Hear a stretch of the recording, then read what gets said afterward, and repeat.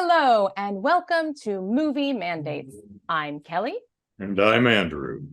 And this is the show where my brother and I force each other to watch a movie based on a specific monthly theme. It's February, Black History Month. And on the previous episode, brother picked that we watch Hidden Figures. But today we are going to talk about my mandated movie, Judas and the Black Messiah. However, before we get to that, since I picked the movie, it is only fair that brother challenged me in a little segment we call Trivial Trivia. Okay. Well, this should be very fair, considering that you and I are both products of public education, and as then such, I won't know the answer. And as such, we learned all about the Black Panther Party, and so we're very familiar with the events that were depicted in this film, because they definitely taught us this in school. I mean, it certainly wasn't the case where they said, hey, Martin Luther King, cool dude. There we go. And that's it. Didn't somebody shoot him? Yeah, well, but he was still a cool dude. Yeah. All right. Good guy. Trivia question. Okay. The Black Panther Party was founded by Bobby Seale and Huey Newton in Oakland, California, in October of 1966. The Black Panther was created by Stan Lee and Jack Kirby in Fantastic Four number 52 in July of 1966. Coincidence? No. I don't know. No.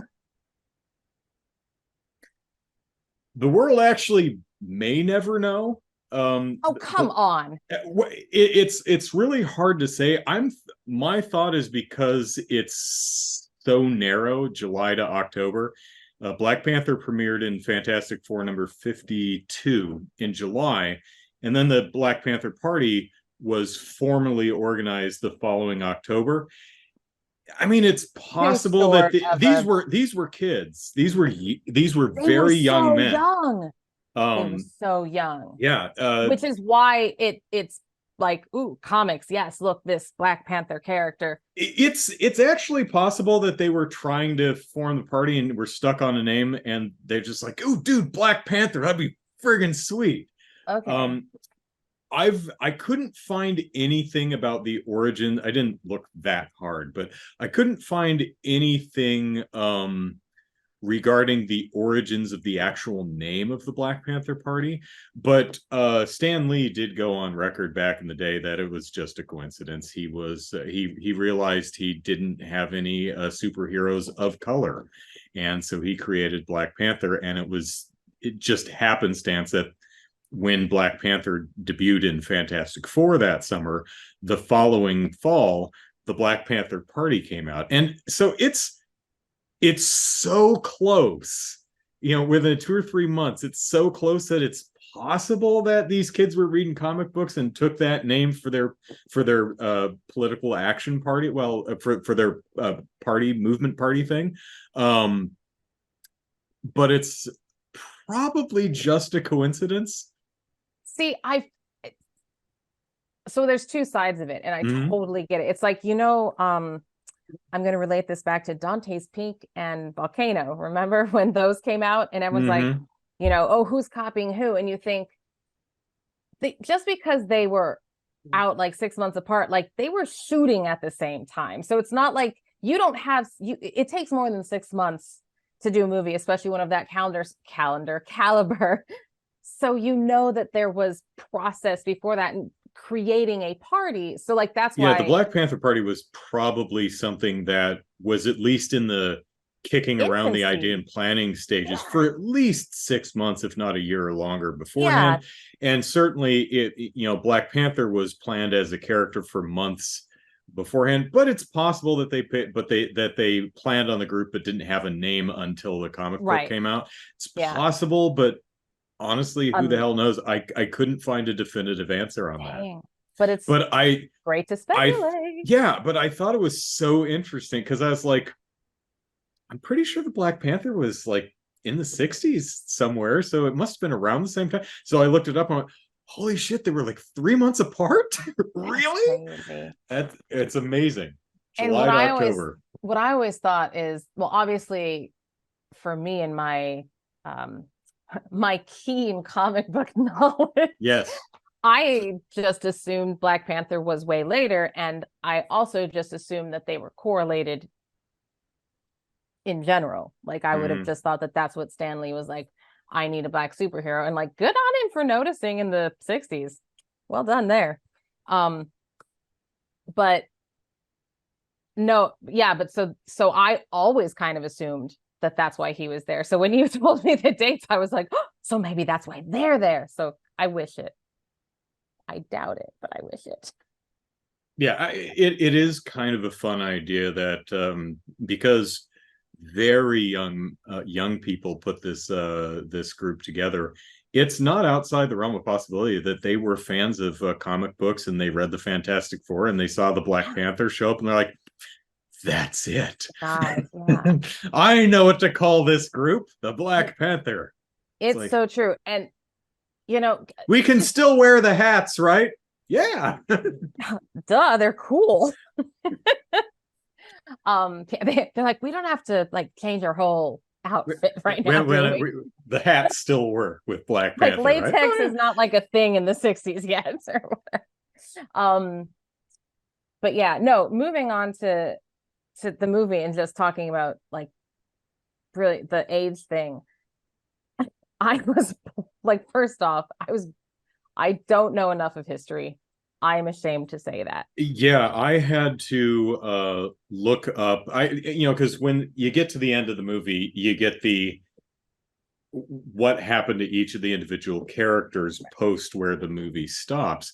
And it took a quick browse just to see how accurate some of that stuff was, and we'll talk a bit about it. But broadly, it is accurate.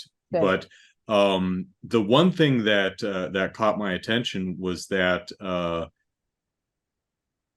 the names are escaping me, but the Daniel Kaluuya and Lakeith Stanfield's characters. O'Reilly, O'Leary, O'Neill.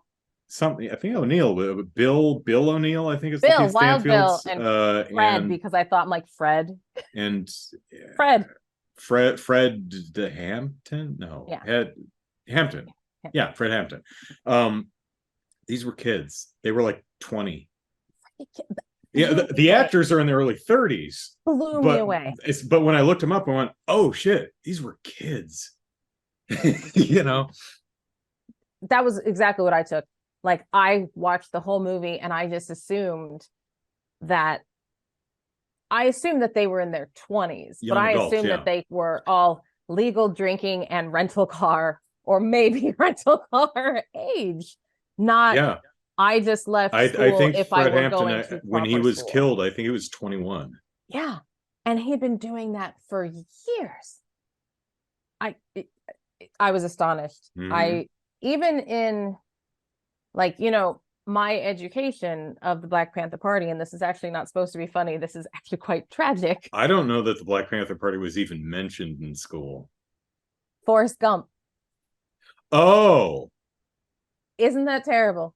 Huh. And in that movie, they look older too. They're not depicted as kids. Well, I mean, yeah, it's not a bunch of 18 and 19-year-olds that they're cast like they cast high school students with people in their 30s. That's true too. Because kids suck. But like, I think about kids now, and I'm like, I don't think a 19-year-old is educated enough to say some of the words that were coming out of his mouth. Like those thoughts put it incredible. And that the FBI would trust a child. And oh God, yeah, that's why they were sued and had to end up settling. So can we so since we're starting at the end anyway, because sure. Everyone knows their history, it's history, obviously. So, yeah. Because the American education system's A+. Oh yeah, it is. So in the This Is What Happened Since, they talked about the suit, and I'm not going to remember the exact numbers, but they talked about the suit being filed for like 46 million something or other, but it was like it was a 40 some odd million. And then it settled for like 1.8. 1.5 or something. Yeah. And I'm just like, my heart broke. So you said that you looked up some of the stuff. Did you look that up? Is that disparity that large? Yes. What? Sorry. Yeah, I think the numbers were accurate. What was not inaccurate but was unclear was Bill O'Neill. Okay. So what is Bill's fate according to, did you look this up? No. Okay, so you watched the end of the movie. What is Bill's fate? Maybe we should give it for anyone listening. Here's Kelly, give us the general plot of the movie. What are we talking about? Sure. So Lakeith Stanfield, right? Is that his last name? Yeah. I think so. Plays Bill O'Neill, and he is just a car thief, basically. And was I right with the name? Yes. You look like you're about to say something. Sorry. Stanfield, yeah. Stanfield, great. So he gets taken in by the police for, car thievery, and an FBI agent sees in him an opportunity to infiltrate the Black Panther Party and get close to Fred Hamilton, whom they have not been Hampton. Thank you. Who they've not been able to get close to or pin enough on or whatever they need. They need this guy to infiltrate, give them information, because it's either that or he goes to jail for like 5 years, I think was whatever it would be for the car thievery. Yeah, boosting a car and impersonating an officer. Yeah. We've got you for 5 or 6 years. So instead, you can work for us as an informant. Yeah, and you'll be Black Panthers. Yeah, and you'll be, out and living your life, but that's kind of your punishment. And so he does. And the movie just goes through all of the things that he does, as he's infiltrating. And it comes to fruition that he, in the movie, and maybe you can let me know because I did not look. So it comes to fruition that they get him to put a sleeping agent in the chairman's drink, who is Daniel Kaluuya, who is Fred Hampton. And the reason why they do that is because they're going to raid his house, kill everybody, and shoot him in the head, and make, basically. Yeah. So the FBI uses Bill O'Neill, the guy they're taking advantage of. They use him to murder Fred Hampton. So in the epilogue, how does he not go to jail? Like, I just assumed who Bill O'Neill. Yeah, I truly assumed, it's actually kind of surprising that they don't throw, when they're done with him, they don't make something up to throw his ass in jail. But yeah, I truly assumed that was coming because he administered didn't he kill himself? 20 years later, he does an interview. That's right. And that interview that they play at the end of the movie, he killed himself like the day that it released, right? Right. So according to the postscript in like 1989, 1990, something like that, Bill O'Neill, some 20 years later, sat down for, I think, the only interview he ever did about his life as an informant for the FBI on the Black Panther Party. And according to the postscript of the film, he killed himself the very night that interview aired. That's not untrue, but it's a little misleading. Okay. That interview was part of a longer documentary series, and Bill O'Neill killed himself the night the first episode of that series aired, which I think was in January. His episode came out about a month later. So the episode with his interview footage in it was like episode 12 or something like that. It didn't actually premiere until the middle of February. So it's true that he did kill himself the night that thing but it sounds like watching the movie, Yeah. you get the idea that he watched his interview, couldn't live with himself, and offed himself. Not exactly how that works, but the film is very interestingly bookended with that interview, and it starts with Lakeith Stanfield playing Bill O'Neill, but at the end of the movie, when they revisit it, it's the actual interview tape with the real Bill O'Neill, and you listen to what he's saying, and he's saying things like, I did what had to be done, and we all do what we need to do, and blah blah blah blah. But I was looking at him, I'm like, oh man, that is, he doesn't believe a word he's saying. And then he said, and then it does a title card. At least I had an opinion. He's doing the same both sidesy bullshit that the Jesse Plemons FBI character kept feeding him throughout the movie. So it was interesting to see that the real guy actually say that kind of thing. And then you get the little title card that says Bill O'Neill killed himself the night that this interview, or the night that this special aired, which is a little misleading, but not true. Not exactly true. But yeah, I would not be surprised that this is something that ate away at him for 2 decades, and watching it going, he got Fred Hampton and a lot of people killed. Oh, yeah. Freaking. I mean, he was protecting himself. He was put in if the dramatization of the movie is accurate, he was put in an untenable position. I get why he did what he did. Yeah. But I think one of my favorite line of the movie is towards the beginning, where Jesse Plemons, the FBI guy, is first interviewing Bill O'Neill. Can we talk about what an underrated actor Jesse Plemons is? Holy crap. Every time I see him, he's just so great in all of his stuff. Yeah.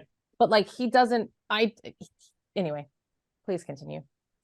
But Jesse Plemons is definitely a guy who can go to Walmart and no one would bother him.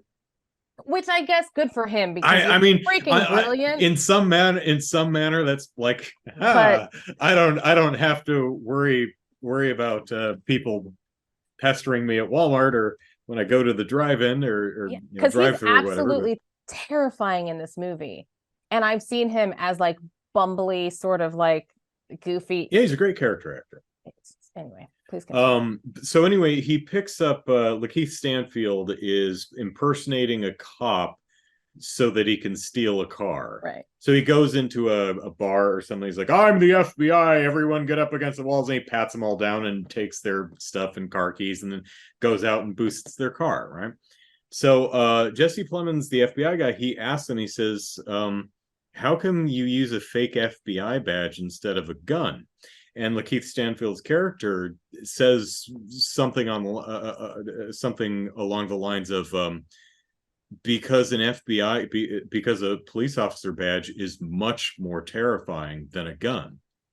Yeah, that's real power.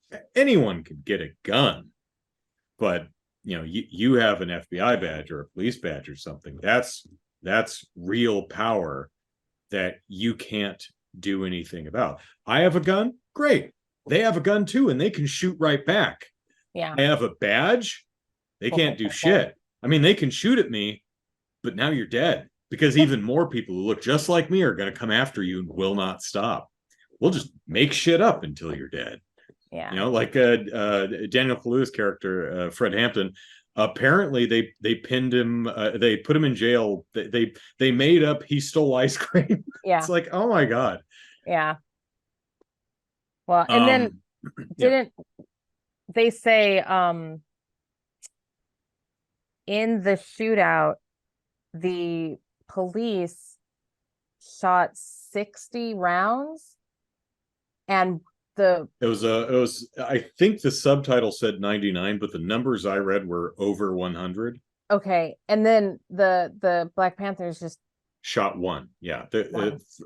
Yes, there were and you see that shit reflected today too, where The police fire dozens upon dozens of shots, and the people they're shooting at fire zero, or they get like one shot off. Yeah. It's insane. Insanity. Yep. But yeah, like Fred Hampton was full of holes, and a bunch of other people got shot. A couple others died. Yeah. But yeah, they were all caught unawares. Someone managed to pick up a gun and get a shot off, but basically the police just slaughtered him. It's terrible. But so I want to talk about two things, but first, I don't know which one I want to talk about first. So I do want to talk about Jesse Plemons, the FBI agent, and Lakeith Stanfield, Bill O'Neill. And if we don't get around to it, we've got Martin Sheen in very heavy makeup playing J. Edgar Hoover. I was like, his jowls. I just wanted to okay. So like just smack it like a doorstop and oh my gosh, it was something because when I Marty, come here, get in the car. We're gonna drive real fast. Stick your head out the window. Flap, flap, flap, flap, flap. That's exactly what it is. But their relationship was so incredible to me, and the art of their relationship was just take away the rest of the movie and just watching how like Jesse Plemons really sinks into, like you were saying in the interview, you can feel the way he talks is like the way he was trained from this FBI agent who talks about of both sides of his mouth, because he brings him into his home and literally tells him that he had to defend some white guys who he was part of the trial or whatever of some big case that I don't remember. But had to do with like lynching, and he was, he brings it up and he talks very graphically to Bill O'Neill about this, making him uncomfortable, and then in the very next breath he's like, "You're my guest, make yourself comfortable. I have very expensive scotch over there. You should have some scotch." And it's like and he does that throughout the whole thing. He's bringing him to dinners, and then watching Bill O'Neill become almost like rude. He is rude. He becomes like an asshole to the staff and he's like, "Oh, get me this." And he throws his, he's like, he snaps his fingers for the wait staff, and he becomes like this. And then at the very, very end, he flipping gives him a set of keys to his freedom. And I'm like, oh my God. I'm sorry. For anyone who didn't watch, that probably didn't mean anything to anyone except for my brother. As a thank you for being my informant so well, and for allowing us for being instrumental in us slaughtering Fred Hampton and all of his friends and your friends too. I have, yes. Couldn't have done it without you, buddy. Here's $300 and a key to a gas station. Keys to a gas station. You're free, is what he says. You're a free man. And it's just like, whoa. And that explains the plight of today. What the F is an uneducated man going to do with $300 and keys to a gas station? You can't just, it was such a brutal ending for such a brutal ending. Like it was just, yeah. So, but here's the other thing I wanted to ask, because there was only one part of the movie that I didn't understand. Okay. While the chairman, Fred Hampton, is giving one of his speeches in the excited crowd, and I am a revolutionary. I think that one, I am a revolutionary speech. And Bill O'Neill is staring at the FBI agent. Who is in the crowd, right? Who is in the crowd. And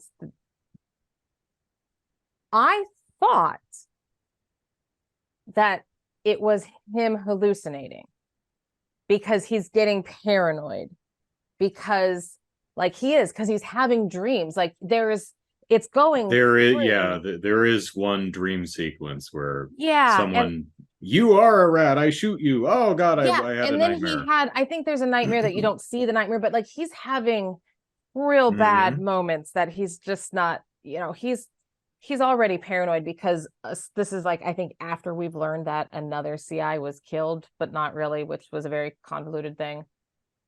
But so I didn't think that the FBI agent was there, not only because of the paranoia thing that had been set up, but also because I feel like more would be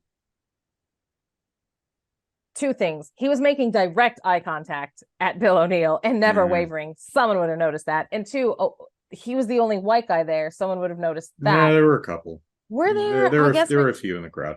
My read is he was there. He wasn't a. He was, because he says it later, and I was like, yeah. He says it later. I was watching. That was a hell of a performance, Academy Award worthy. And that was shocking to me. I was like, oh, you were there. I read that totally wrong. And that was really weird because I just didn't like that. It should have been paranoia because I should always be right. Yeah, if I'm wrong about something, that means that the movie's bad. Exactly. they should have done something differently so that I was right. There you go. So, I will not have my expectations subverted. You've tricked me, and I don't like it. Shame. Shame. Shame. So Daniel Kaluuya, man. So he and Lakeith Stanfield were both up for Best Supporting Actor. Okay. And Daniel won. Oh, cool. And that's just always, in my opinion, so hard when two from the same movie have to go against each other. Yeah. I would have given the better performance to Daniel Kaluuya too. I don't have I have a major critique of Lakeith Stanfield's performance, but I think it was the direction more than the performance. He's the director. Shaka King. It's a cool name. Don't know who that is though.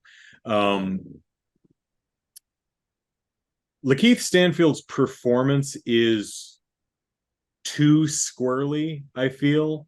He's so obviously up to no good. One way to read that is it's for our benefit. We, the audience, are seeing how he feels. What we're seeing is not what everyone else is seeing.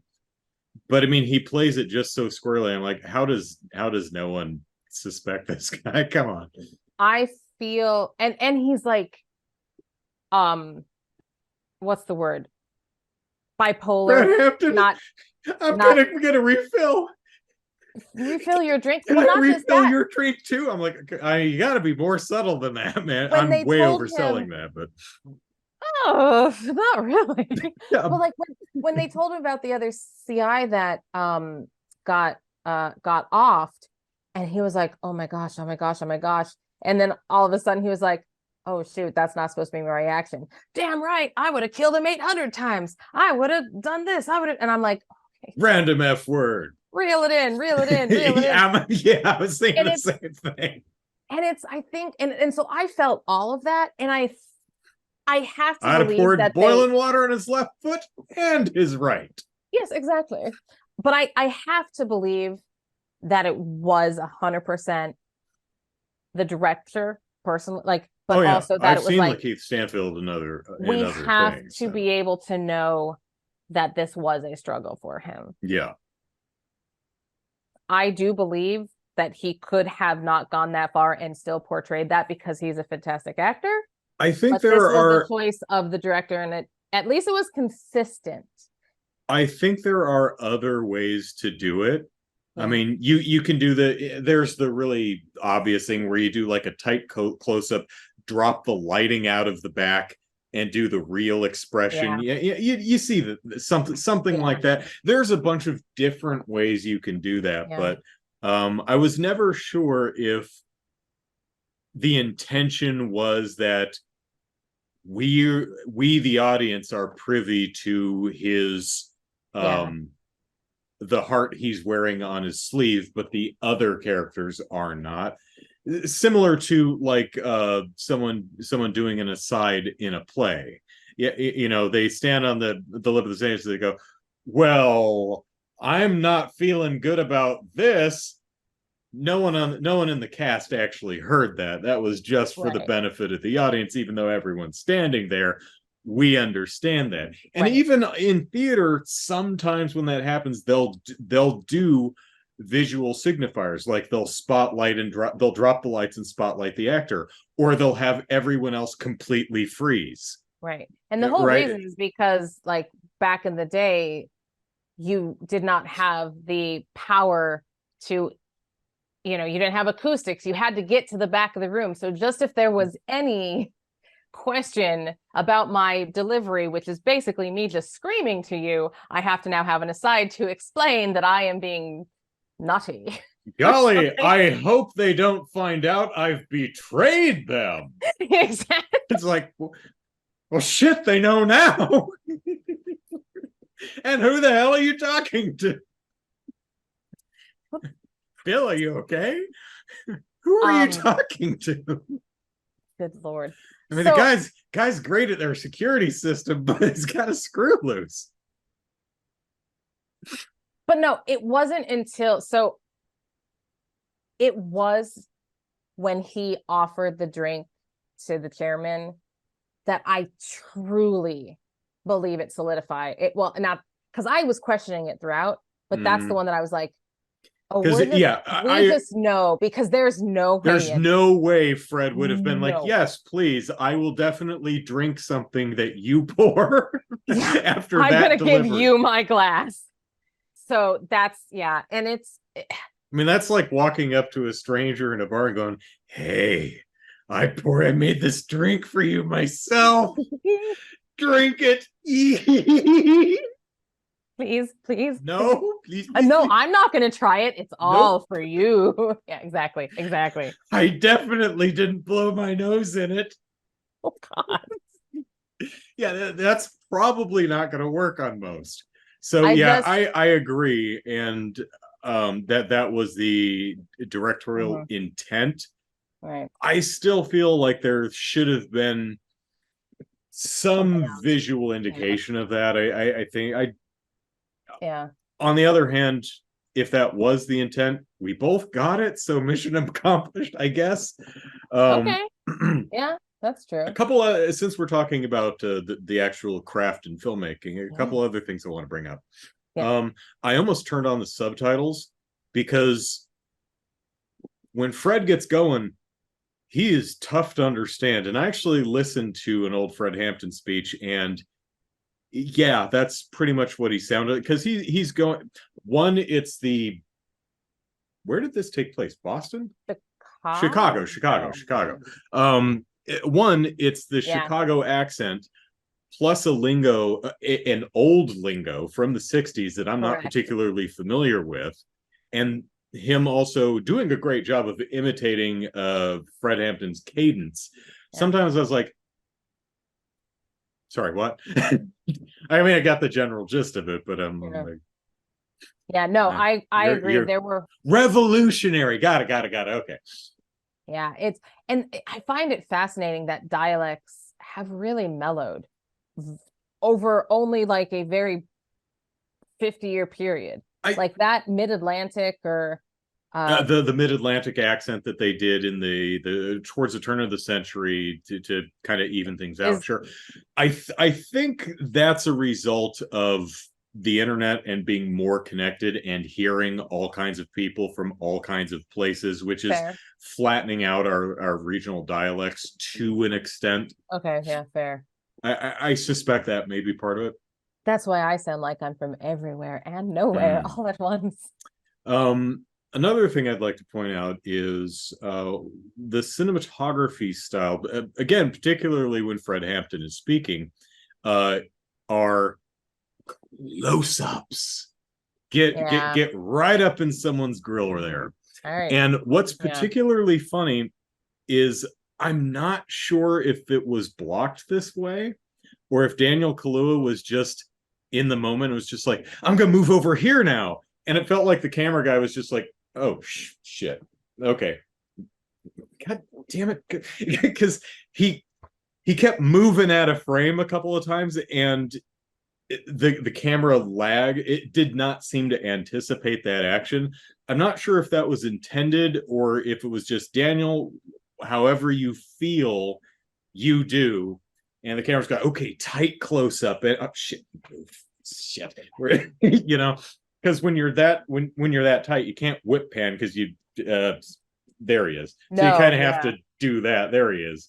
And I noticed that a few times with him and Lakeith Stanfield, particularly with Daniel Kaluuya, because when he'd get animated and then he'd move somewhere else, the camera would be like, oh, you know, I don't know, but I find it amusing thinking of the camera person going like, shit, just doing his best to follow along. I must say, I didn't notice. Do you see those two pieces of tape on the floor at your feet, Daniel? Do you see them?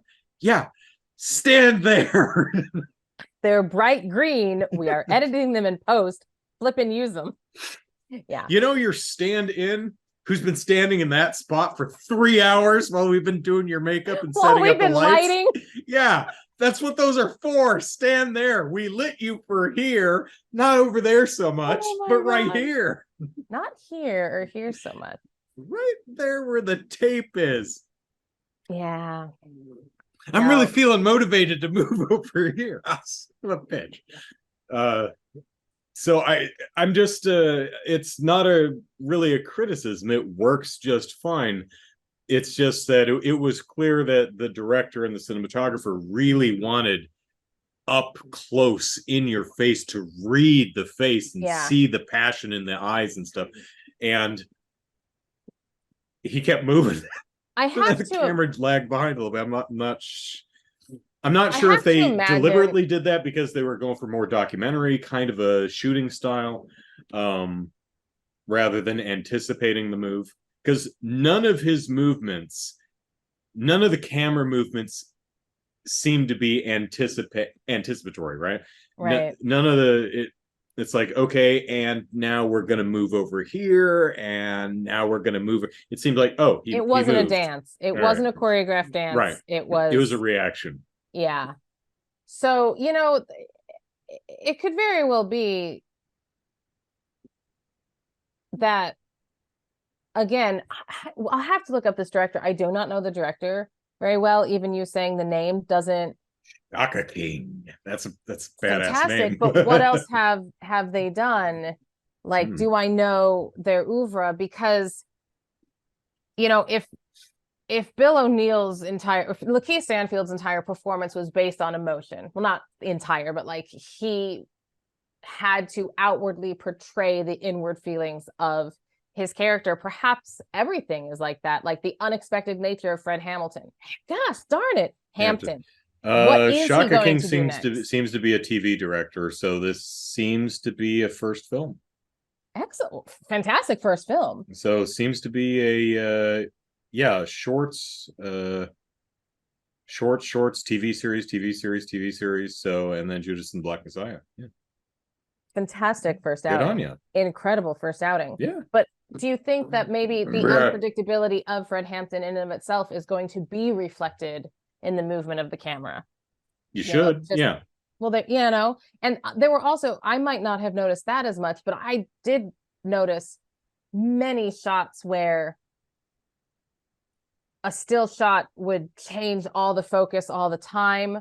And like shots were they were organized in very interesting ways that you would normally not, like the person you're focused on is in the background and the foreground. Like it was very interestingly chosen how to direct your eye and how to make you feel with the camera. So maybe just the whole, you know, conceptual. I can get behind a good concept. I can also get behind the way that Daniel Kaluuya looked at his co-star, whose name escapes me. But like, dude, if a guy ever looked at me that way, I mean, I know Jeremy loves me, but god darn. Which co-star are we talking about? His lady friend, Darlene. The lady friend? I mean, that's love. That dude. It was hot. Like, it was hot. It was very hot. It was very steamy hot. Okay. You're like, I have no idea. I'm just letting you know. Handsome dude, but his charms are wasted on me, I guess. I didn't have to fan myself, but still, handsome, charismatic dude. Very charismatic. Same with Lakeith Stanfield, I would say. Very good. Did you see Sorry to Bother You? Have we talked about Yes. this? Yes. Okay, I saw that in the theater. Me too. Oh, you saw it too? I did see it in the theater. Did you go in even hearing from someone like, don't let anyone spoil the ending? Did you know something was going to happen at the end? I knew Neither nothing. did I. I just went to see nothing. It. Yeah. Yeah, I had no idea. It was the movie that was playing at that third act twist, I was like, Uniplex, or the single plex. Yeah, it was the movie that week, and I was like, well, that's the movie I'm watching this week. Yeah, back when I didn't have children and had money, and now I have 3 and time. Yeah, there you go. Oh my gosh, let me tell you, they took away my weekly movie. That's why we had to start a podcast. That's right.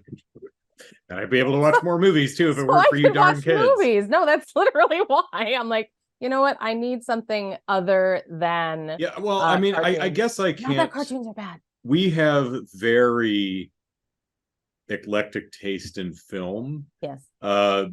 Which advantages us in the sense that we can easily find something to watch that would appeal to the youngins too. Yes. But conversely, our taste is so damn broad that a good chunk of our film diet would be of absolutely no interest to your kids at all. Right. They'd and be then like, no, I don't want to watch that at all. So yeah. I'm currently going through, and I know we're not talking about this, but we'll get back to the movie in a moment. I'm currently going through a Korean phase at the moment.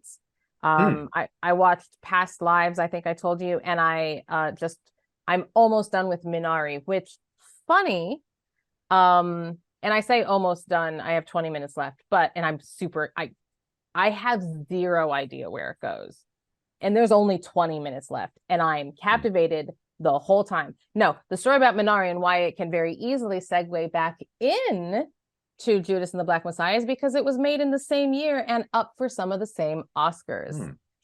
Interesting.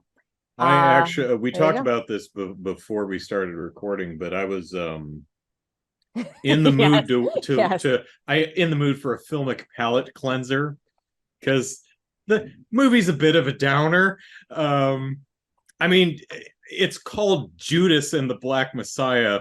Even if you're not familiar with anything about the Black Panther Party or the history of the late 60s in America, particularly the Chicago area, that story's pretty culturally ubiquitous, at least in America. So I'm like, well, I know where this is going. Yeah, I know what Judas does to the white Messiah, so I'm assuming he's going to do the same to the Black Messiah. Yeah, I know what happens in this story. Brilliantly titled film, dude. Yeah, that is a great title. Yeah. But anyway, I was checking out some movies because I finished this movie and it was like 11 o'clock at night, and I was like, you know what I want to watch? I want to watch a movie where someone is wronged and violently beats the hell out of their oppressors, like a rape revenge movie, or something like John Wick, or someone killed my dog, I'm just gonna shoot all of you, just something that some makes really you feel justice. Cathartic thing. Justice. Right. One of the movies I almost turned on last night was a Korean film, The Handmaiden, which is not as actiony as I was really looking for, but I was like thinking about movies that are kind of revenge themed, and my understanding of the plot of that one is someone's getting revenge on somebody through, it's more Sneakers, or maybe even like that other one, Parasite. um but it was also 2.5 hours, and I had to work today, so it's like, yeah, I'm not gonna stay up until 2 in the morning. So So what did you watch? Anything? I watched uh yeah, Demons 2. uh it's an American, well, it's an Italian produced, it's, I think Argento did that one. Demons 1 I've seen I is was I was it, waiting for it. I it didn't. I'm like, come on, brother. Demons yeah, one. Demons 1 is pretty fun. Is a good movie, no, but it's a lot of fun. People go to a movie theater, there are demons, lots of people die in inventive ways. It's got a lot of really interesting energy and fun effects and kills. It's fun. Demons 2 is tries to do exactly the same thing, just in an office building. So you know how they did Die Hard, and then everything else was Die Hard on a train, on a plane, on a submarine. This one was like, it's demons in a high rise where Die Hard was. So there are people in a high rise and demons break out, and there's some. Overall, I'd call it a miss, but there is one genuinely great sequence where, in this high rise is a gym, I guess, and there's just a bunch of people just pumping iron, just it got to be like 20 people in there just pumping iron, and they keep cutting to them throughout the movie. It's all the same people just pumping iron, and they are the sweatiest people I've ever seen. They are all glistening. I'm like, I don't know if all of them oiled up or they were all spritzed down between every take, but and then the demons come in, and so they all go run out, and like 20 minutes of the movie follows these exercise people as they get trapped in the building's parking garage and start flipping cars and barricading the door. And it's this, it turns into like a siege movie, like Assault on Precinct 13 or something, just with a bunch of people in spandex, really sweaty people in spandex. Oh my goodness. Guys in little short gym shorts and girls in This their is exactly what I'm leotards. picturing. Is I'm like, just knowing that it's an Argento film, so I know the time frame, and then I'm like, and are they like, these are not the bodies that you're going to see. These are like bodybuilder bodies, is what I'm assuming. Yes, very fit, very wet people. Fit, wet people. And it's just hilarious seeing these bodybuilders fighting demons. And of course, as you might imagine, Asia Argento's in there, but she was only like 14 or something at the time. So she's the little girl. No, everyone dies, but she hides in a car, and the zombies just get bored and leave, or the demons get bored and leave. Daria's like, it's my little girl, no one's gonna eat my little girl. Right, that's right. Asia survives, Asia lives. So funny. Yeah, I didn't watch really a revenge or violent revenge movie, but I did see a silly, goofy horror movie. So but I understand the impulse, because there is something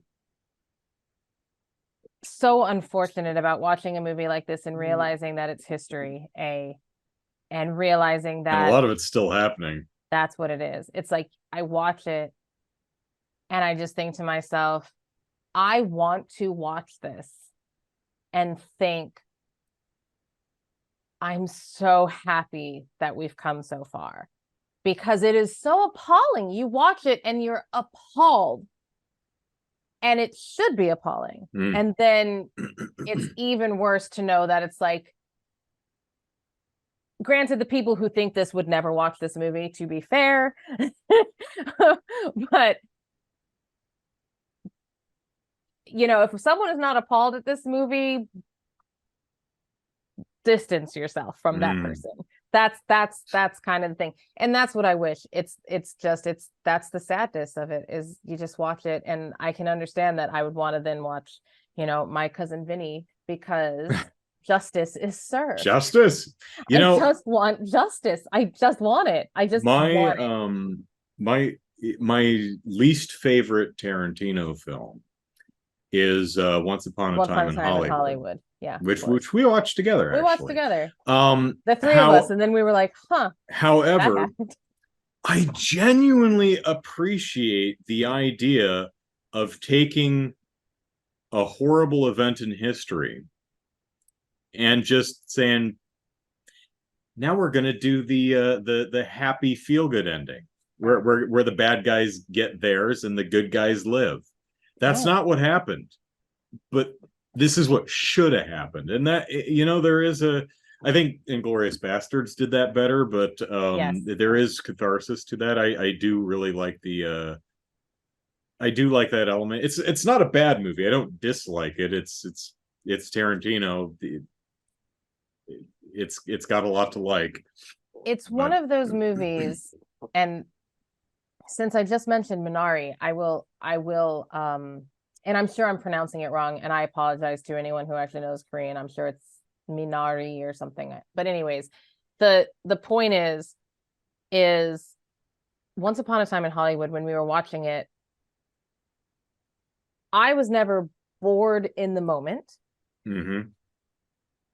Every vignette, I don't even want to call them scenes, because scenes almost makes you think that there's a sequence when there's kind of not really. But every vignette had its own through line in and of itself, and they each were very interesting, and you have no idea really where the movie is going. You're not bored getting there, but I also, once it was over, I felt very bereft. I was like, oh, because there was nothing to anything. And Minari is kind of going that way, in that I'm not bored. I'm liking every moment. I'm captivated by every moment. The performances are beautiful. I like all the characters. We're going in a place. There's 20 minutes left. I have no idea what's going to happen. But I think you, myself, and Jeremy, all three of us ended the movie credits roll. I think all three of our reactions were, huh. Yeah. Just, huh. Okay. Huh. That was 3 hours. I didn't dislike it.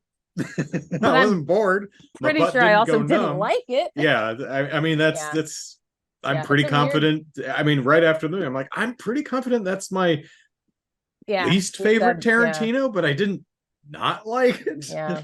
It's very, very, it's a very movie. Yeah. But yeah, did you so I'm pretty sure you liked this film.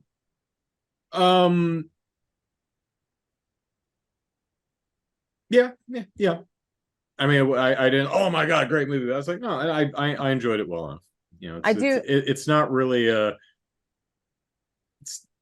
it was well made, well performed. Had a few critiques here and there, but overall is a interesting story, and again, bit of a downer ending. Kind of made me want a filmic palate cleanser. But broadly, I enjoyed it. Yeah, I liked it very much. Probably not something I'd rewatch, but I'm probably going to rewatch it pretty soon. He wanted to watch it with me. Oh, wow. And it just never happened. But I mean, if someone was like, I had to watch it for this. Yeah, I mean, if someone's like, hey, I really want to see this, would you watch it with me? I'd be like, oh yeah, sure. Yeah. But yeah. But I'll look for those camera moves that you were talking about. But but yeah, regarding the last two films though, it's these subtle nuances that are just the most incredible, moments within any of those films. It's just those. For me, it's the stuff that you still tie into today. Yeah. Like you see the police kick down the door of a building occupied by a bunch of people of color, and the police fired 100 shots, and the people of color fired almost 0, right? It's like that happens today, and the both sides eat crap. It's like, you know what, when you really think about it, the Black Panther Party and the Ku Klux Klan exactly the same at both sides. Am I right? It's like, Uh-huh. no. Oh, I want to slap you so hard. But it's fascinating because the way that a message can be twisted and the way that it can be like delivered, like that very um like very direct, very authoritative, which is It's that plausible it's justification that yeah, people in the wrong desperately search for yes, to it's justify so their it's actions. fascinating, and Mhm. yeah, Which you notice is what Bill O'Neill latched onto even in yes, his final interview, that kind of both sidesy crap. yeah, it You know. truly, and you could almost see it because that, and just to bring the whole thing back to where we started at the beginning, with the interview of Bill O'Neill at the end there, the question that he was asked is, what do you tell your children about this time of your life? And he paused for a good moment, Mm-hmm.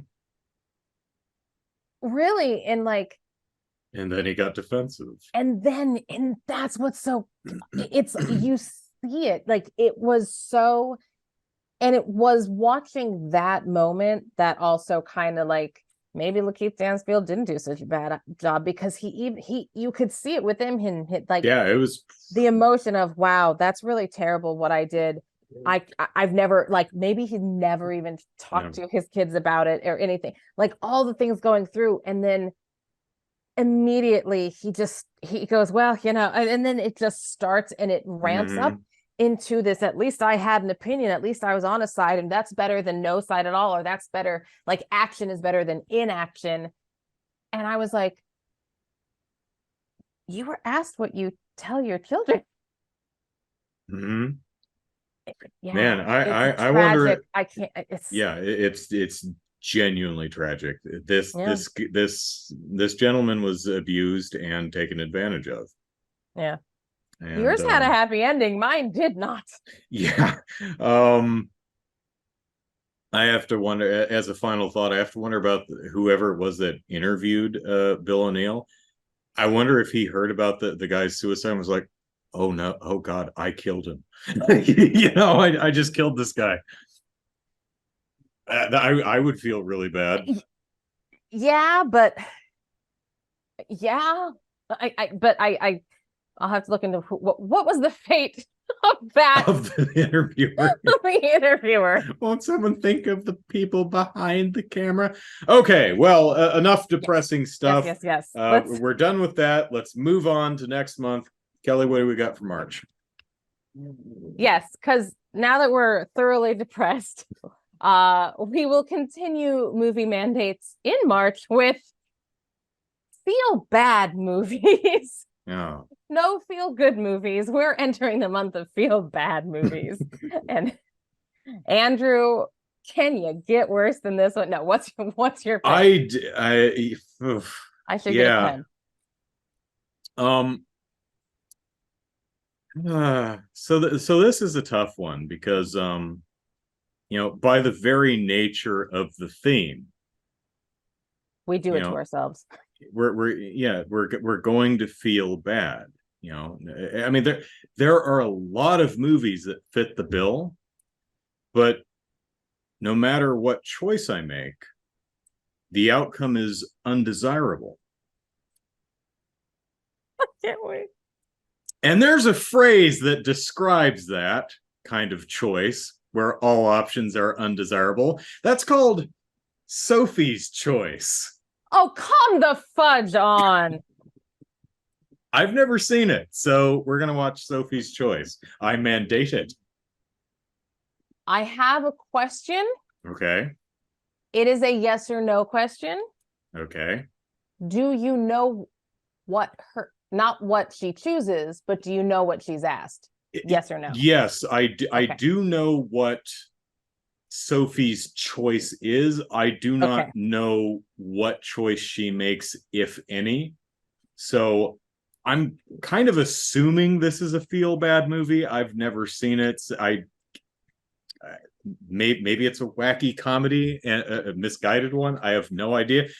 It's got Kevin Kline and Peter McNichol in it. It's got to be really funny, right?